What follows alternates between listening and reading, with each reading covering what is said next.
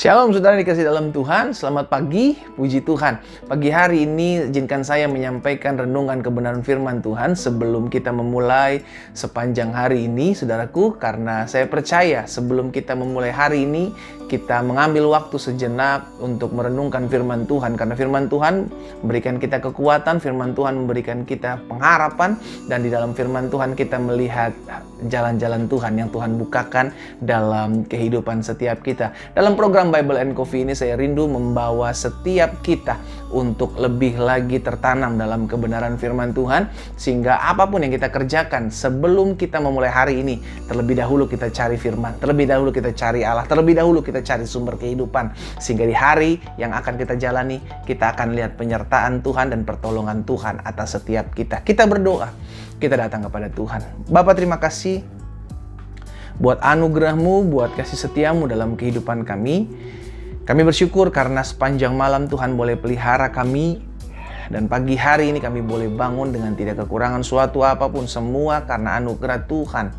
Dan sebelum kami memulai sepanjang hari ini, Bapak bicara bagi masing-masing kami, urapi kami dengan roh hikmat dan wahyu, sehingga kami mengerti akan kebenaran, dan biarlah kebenaran ini yang memerdekakan hidup kami. Roh Kudus, urapi kami. Di dalam nama Yesus Tuhan kami berdoa. Haleluya. Amin, amin. Puji Tuhan. Saudara dikasih dalam Tuhan, pagi hari ini saya mau mengajak setiap kita untuk merenungkan satu kebenaran firman Tuhan yang saya ambil dalam 1 Raja-Raja pasalnya yang ke-17 ayat 5 dan ayatnya yang ke-6. 1 Raja-Raja 17 ayat 5 dan ayat 6. Apa yang dikatakan firman Tuhan di sana? Lalu ia pergi, siapa ia? Elia. Dan Elia pergi, Elia melakukan seperti firman Tuhan. Ia pergi dan diam di tepi sungai Kerit di sebelah timur sungai Yordan. Pada waktu pagi dan petang, burung-burung gagak membawa roti dan daging kepadanya, dan ia minum dari sungai itu. Jadi saudara yang dikasih dalam Tuhan, suatu kali Elia bilang kepada Ahab, raja Israel pada saat itu, bahwa tidak akan ada hujan bahkan embun dalam tahun-tahun ini sebelum aku mengatakannya. Sehingga akhirnya sudah dikasih dalam Tuhan, dalam perkataannya itu Elia disuruh Tuhan untuk pergi mengasingkan diri di tepi sungai Kerit, karena Tuhan akan membuat tidak ada hujan dalam tahun-tahun itu dan akan terjadi kelaparan. Iya kan? Sehingga akhirnya sudah dikasih dalam Tuhan, sekalipun pada saat itu ada kelaparan, sekalipun pada saat itu ada kesusahan, ada kekeringan, namun Tuhan tetap memelihara Elia. Nah ini sudah dikasih dalam Tuhan. Ini yang perlu kita ngerti. Kita lihat keadaan hari-hari ini. Ada terjadi begitu banyak goncangan-goncangan dalam ekonomi, ada begitu banyak terjadi goncangan-goncangan kesehatan, goncangan-goncangan sosial. Tapi saudara dikasih dalam Tuhan, kuncinya adalah ketaatan. Elia taat, makanya di ayat yang kelima bilang, lalu ia pergi dan ia melakukan seperti firman Tuhan. Karena saya percaya saudaraku, di balik ketaatan ada berkat. Amin. Bangsa Israel dalam kepemimpinan Yosua mengelilingi tembok Yeriko. Di dalam ketaatannya, apa yang terjadi? Ada puasa. Mungkin ketaatan kita akan terlihat seperti orang-orang bodoh yang melakukan firman Tuhan. Zaman begini kok masih taat, zaman begini kok masih hidup kudus, zaman begini kok masih nggak bohong, zaman begini kok hidup lurus-lurus. Saudara dikasih dalam Tuhan, di balik ketaatan saudara dan saya dalam melakukan firman, ada kuasa. Sama-sama bilang sama saya harus taat. Iya kan? Karena itu kita lihat bahwa ketika Elia taat, Elia melakukan apa yang Tuhan mau. Elia melakukan apa yang Tuhan suruh, pergi ke sungai Kerit, maka aku akan memelihara engkau di sana. Karena pada saat itu akan terjadi kelaparan, tidak turun hujan. Sehingga akhirnya Tuhan memelihara Elia di balik ketaatannya. Maka Alkitab catat di ayat yang ke-6, pada waktu pagi dan petang, burung-burung gagak membawa roti dan daging kepadanya. Wow saudara, di pinggir sungai Kerit masih bisa makan roti, masih bisa makan daging, masih bisa minum. Ini yang saya mau sampaikan pada pagi hari ini. Ketaatan menghasilkan pemeliharaan Tuhan. Wow. Jangan sampai kita membatasi cara kerja Tuhan oleh karena pikiran kita. Tuhan nggak bisa pelihara saya. Tuhan nggak bisa tolong saya. Nggak mungkin lah orang ini bisa dipakai Tuhan. Nggak mungkin lah orang itu bisa dipakai Tuhan. Saudara yang dikasih dalam Tuhan, ketika kita memanggil dia Tuhan, maka baginya tidak ada perkara yang mustahil untuk dia kerjakan. Bagian kita percaya dulu. Bagian kita taat dulu.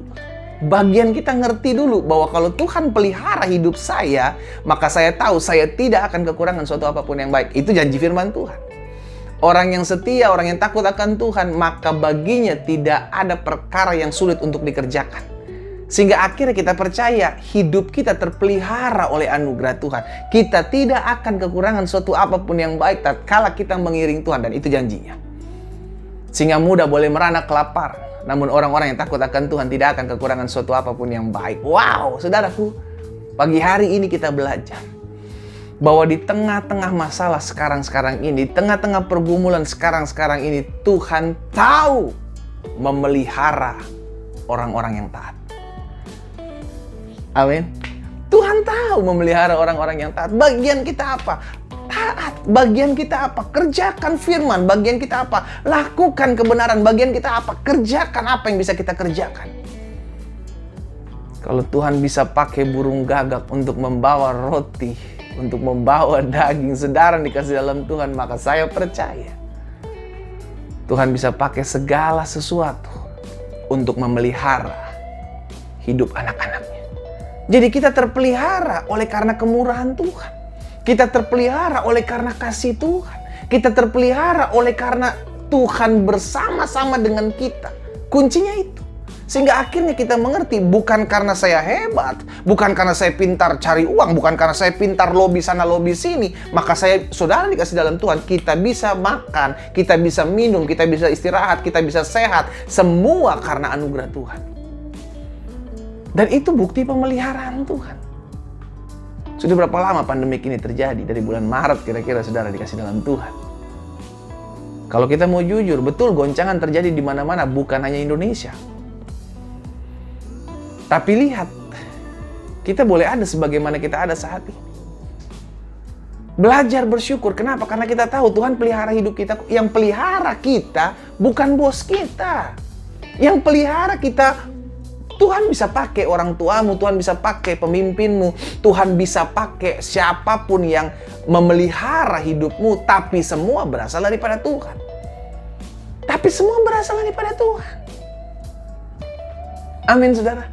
Karena itu hari ini kita mengerti, di balik kita taat melakukan firman, maka kita percaya Tuhan tetap memelihara orang-orangnya. Tugas kita apa? Jangan batasi kuasa Tuhan. Bagaimana ya kira-kira Tuhan melihara hidup saya di tengah-tengah pandemik ini? Bagaimana ya Tuhan pelihara saya ketika ada masa-masa sukar ini? Bagaimana ya Tuhan pelihara? Nggak usah mikirin. Bagian kita dengar firman, kita taat. Kita dengar firman, kita lakukan. Kita dengar firman, kita kerjakan. That's it.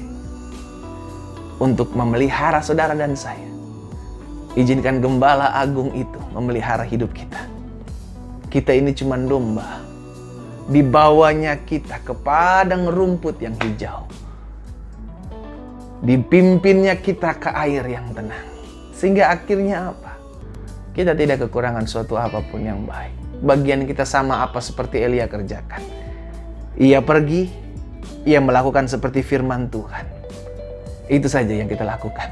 Makanya Tuhan bilang sama Yosua, jangan melenceng ke kanan dan ke kiri. Berjalan saja lurus sesuai dengan firman-Ku. Maka hidupmu akan berhasil dan apapun yang kau kerjakan akan beruntung.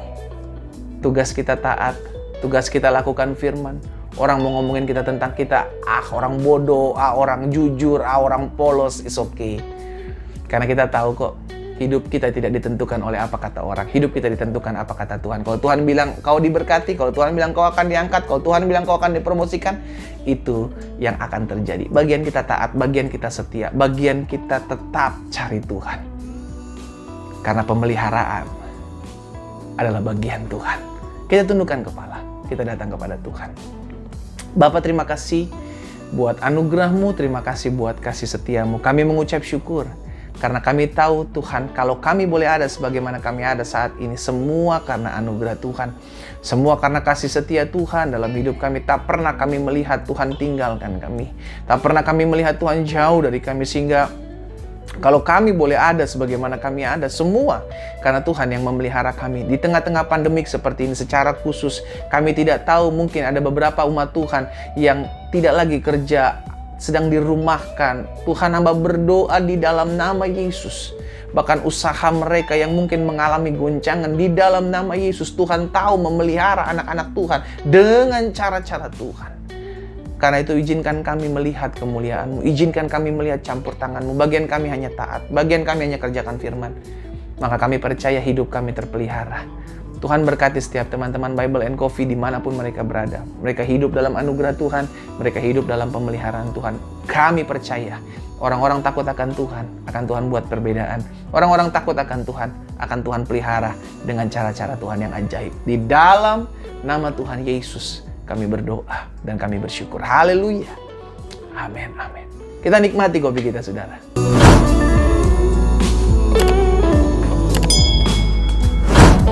Tetap percaya bahwa Tuhan yang memelihara hidup kita.